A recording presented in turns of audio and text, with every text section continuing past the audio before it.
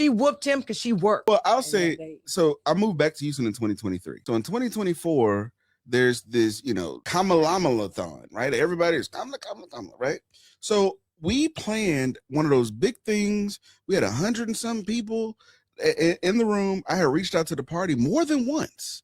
So I'm saying, hey, there's going to be 100 and some people minimum because we got like 300 and something RSVPs. Come. I'm giving you permission. This is the perfect night to recruit, to get recurring, blah, blah, blah. Silence. Crickets. And not only crickets, but some of the people who are reached out to, you can tell when somebody's blowing you off, right? And so there was that.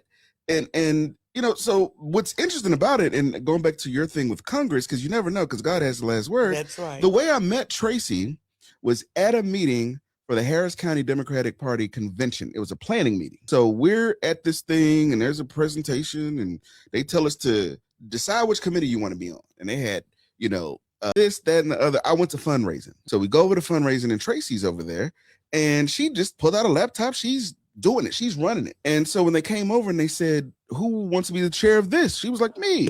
And, they looked and it was like, yeah, her. Well, she ended up getting kicked off that committee. Right, because she had the audacity to run against Mike Doyle. Yeah.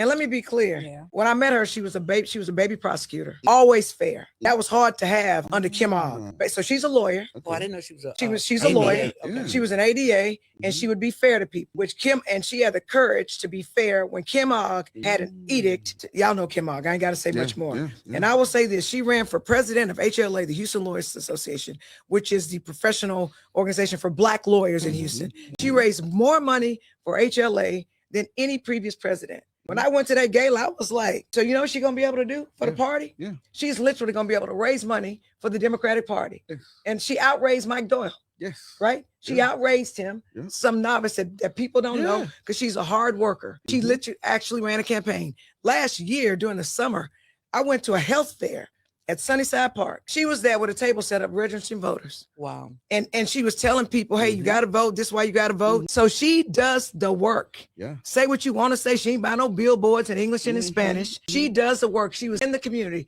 So you want to know why she whooped him? She whooped him because she worked.